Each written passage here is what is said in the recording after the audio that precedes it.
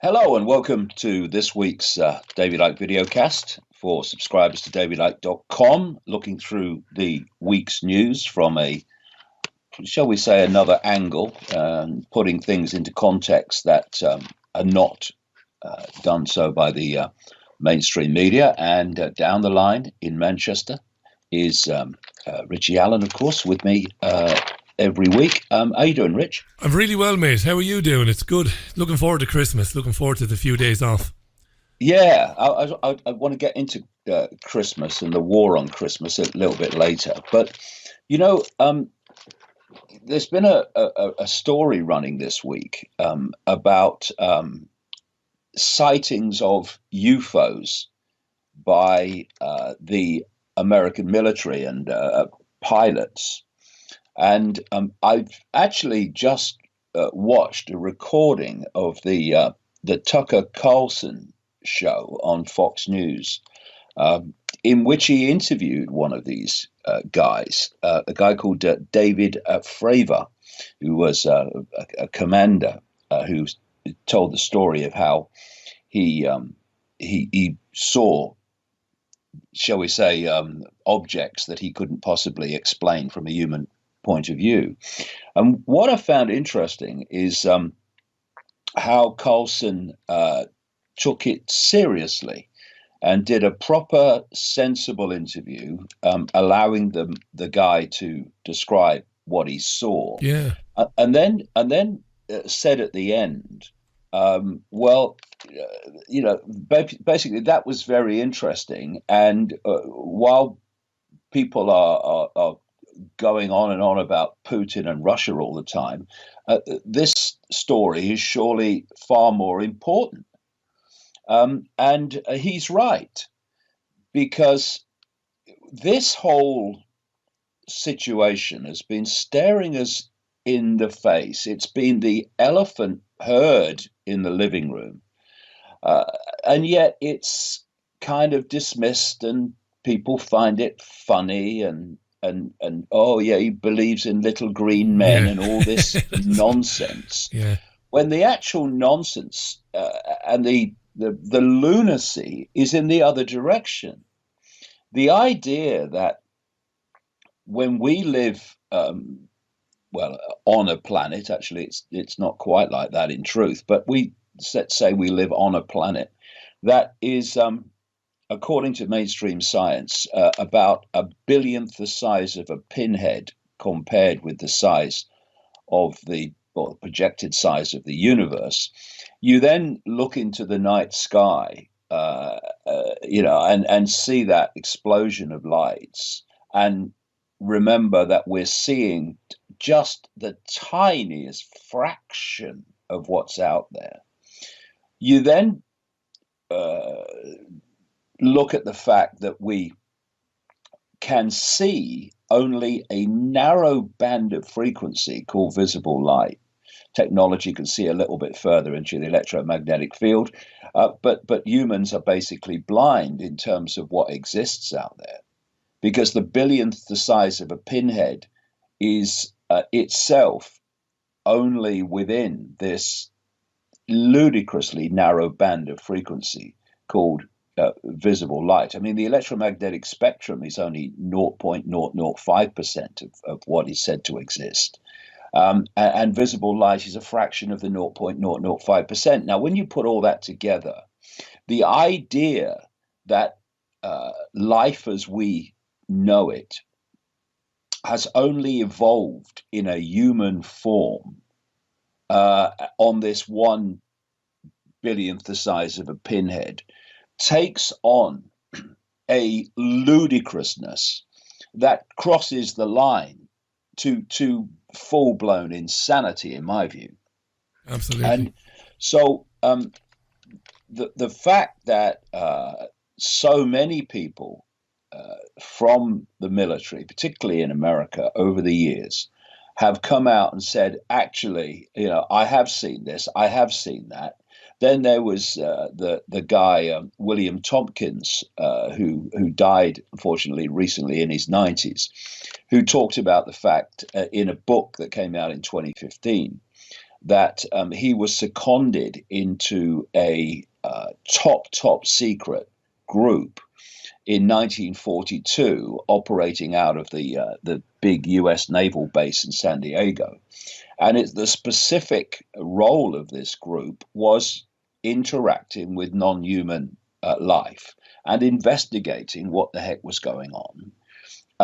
And he talks in that book, ironically, all those years later, after I started talking about it, about the fact that a reptilian race is controlling world governments, and one of their command centers is the moon, all of which I've been writing about, of course, long before that book came out. But he was coming from a completely different angle from inside the U.S. military navy.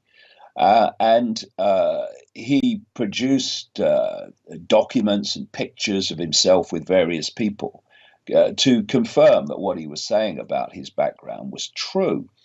And so you then ask why the whole subject is so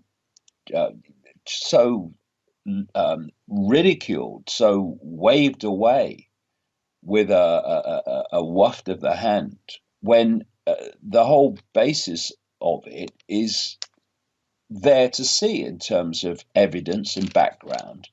Then you look at the constant descriptions from ancient societies, whether it's in the Vedas from the Indus Valley and what is now India, whether it's the Zulu lore, whether it's Native American legends, whatever. They talk about interaction in the ancient world with the same forces that are being described now.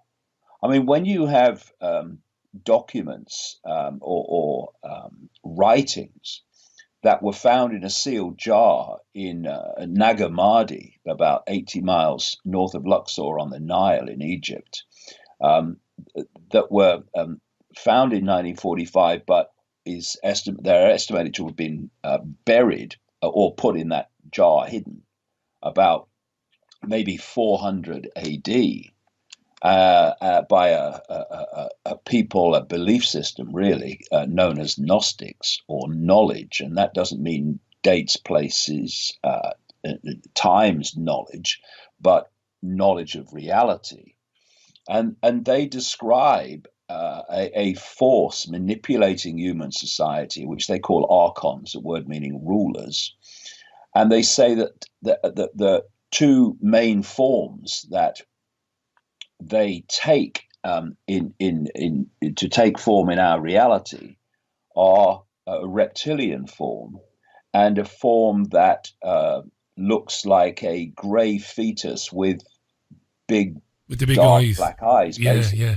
But what they're of course describing is the classic grey alien of UFO legend and lore. Then you look at the Islamic, actually the pre-Islamics, where it started, concept of the jinn, these hidden entities manipulating human society. And they are describing them in precisely the same terms as the Gnostic writings described the archons. You put all this together, as I have in the books, and so much more, and it's obvious that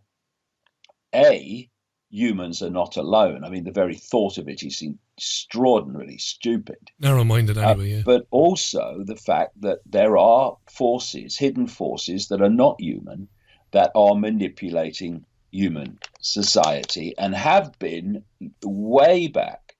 When humans were knocking rocks together and firing bows and arrows and walking around in breeches, these entities with high technology were around. And so, of course, when they interacted with ancient societies, they were perceived to be godlike because of what they could do.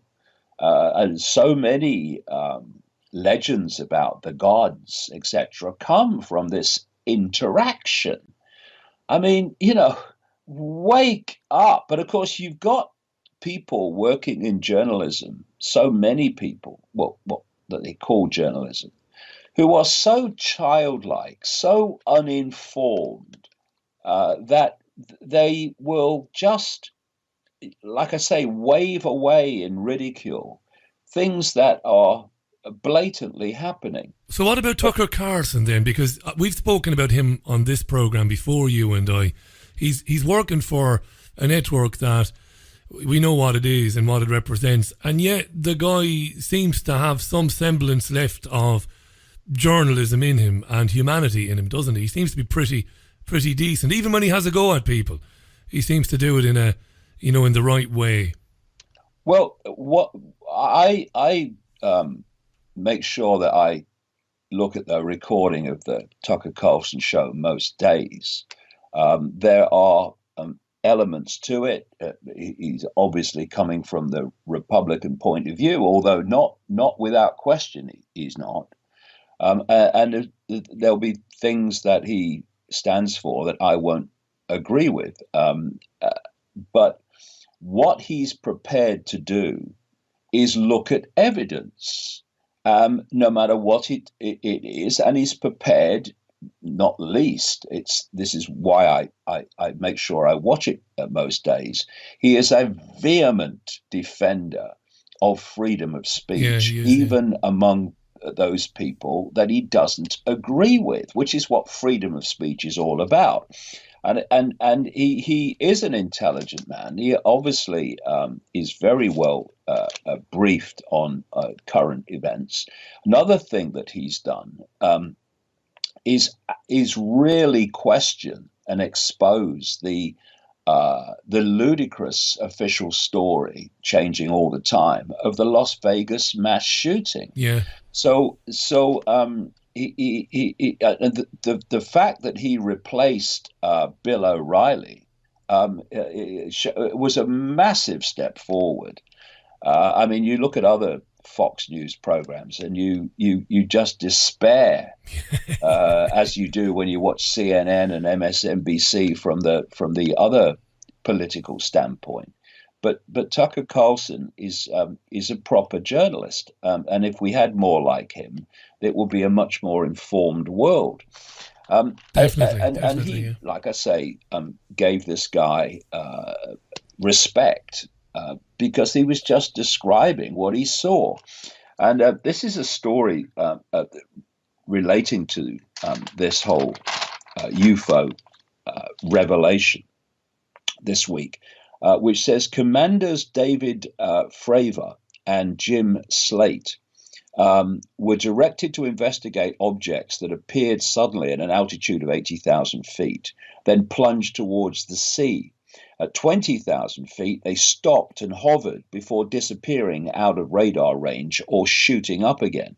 The pilots could see nothing at first, and then Commander Fravor looked down to the sea. The water in one place was being churned by something just below the surface. Hovering erratically 50 feet above that spot was some sort of flying craft, around 40 foot long, oval shaped and whitish. As the pilot descended towards it, it rose to meet him, but suddenly peeled away at an immense speed. The admits left him feeling pretty weirded out. The craft had no plumes, wings, or rotors, but seemingly traveled at a mile a second, easily outrunning America's fastest military jets. And here we go again. Fravor's comrades made fun of him when he described the encounter. I mean, the idiocy is extraordinary, and yet they would claim to be the we live in the real world, mate, mentality when they're just monumentally ridiculous. Anyway. Others in the US military, we now know, actually took him seriously, for the episode was one of scores of unexplained encounters between military personnel and UFOs that were investigated by a top secret multi-million-dollar program run by the Pentagon. although it was set up in 2007, the existence of the Advanced Aviation Threat Identification Program has only now emerged thanks to its former boss. And of course, people investigating UFO activity have been pointing out for decades and decades the fact that this knowledge of unexplainable craft has been suppressed systematically by the authorities, and it goes deeper than that. It's clear they've actually found non-human entities a number of times. Credo Mutwa, the Zulu shaman, told me that years and years ago that they found what were called grey aliens in the bush, and he said it's amazing, basically, how quickly military vehicles turn up when they're found, take them away. And so there's a whole story, a whole world behind. Oh, I'm for Trump. I'm against Trump. Oh, what do you think of that? What do you think of this? Oh, seeing what's on the behind all that, diverting attention.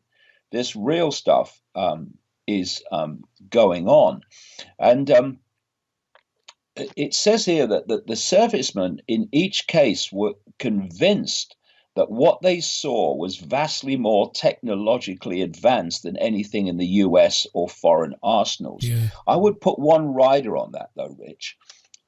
It's very clear from my own research and the research of others over many years that the cutting edge of technological possibility, indeed the cutting edge of actual technology, is not what we see in the public arena. It's very clear that they have, for some considerable time, had what we call flying saucers or anti-gravity technology that basically interacts with the electromagnetic field, which is why they don't need propulsion of the kind that we've become used to. That's a good point. So there's that rider. Yeah. Let's always fall for the idea that highly advanced, unexplainable craft are always flown by non-humans. That's not the case. Another quote here in this article, Richie, newly released tapes make for disturbing listening.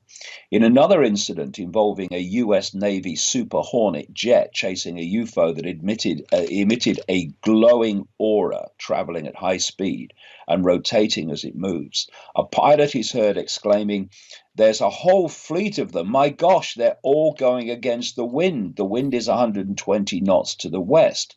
Suspiciously, sightings were often near nuclear facilities, be they ships or power plants.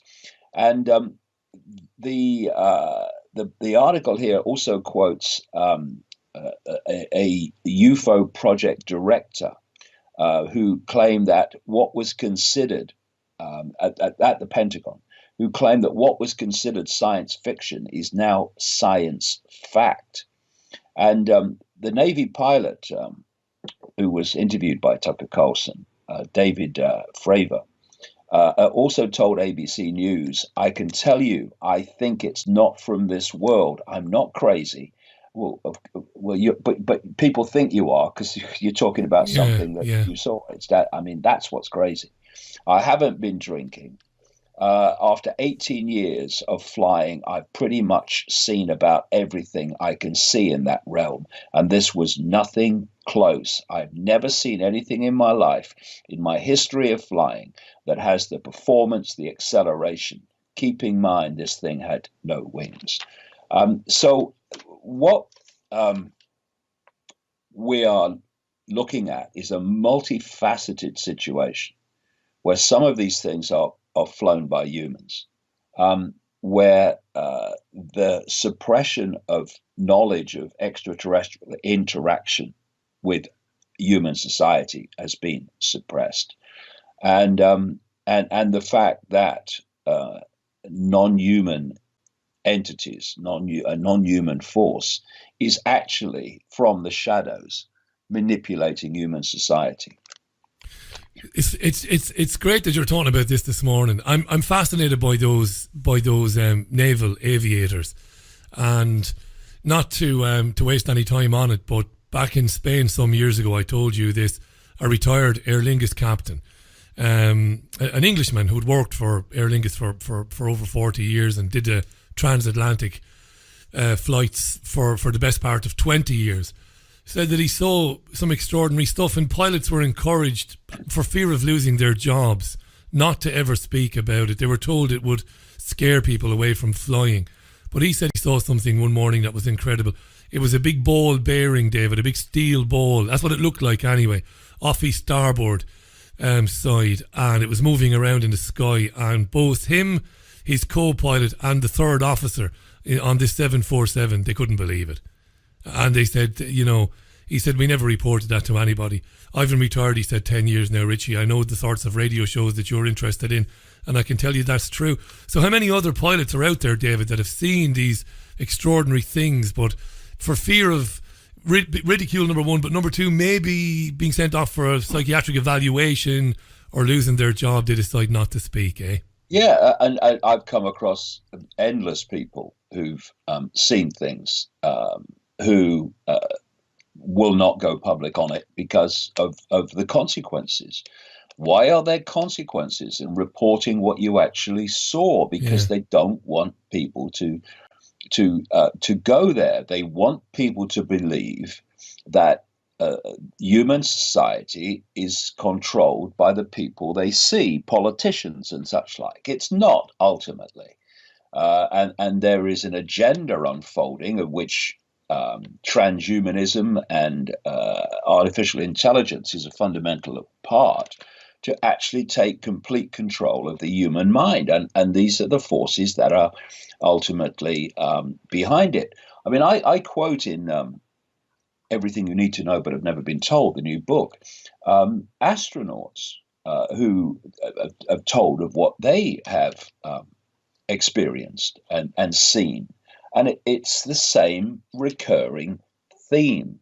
And we need to realize that the world that we see is not the world ultimately. I keep saying ultimately because it goes deep in the shadows. That is the world we're actually living in. And interestingly, just why I was waiting to start this chat this morning, Rich, I came across this story posted on davidicke.com. Top 10 conspiracy theories that turned fact in 2017. And what we're seeing, and this whole UFO situation is just an example of what has been considered ridiculous, a joke, a conspiracy theory in so many areas. I mean, I'm watching my books, read on the television news now, basically, in terms of happenings in the world.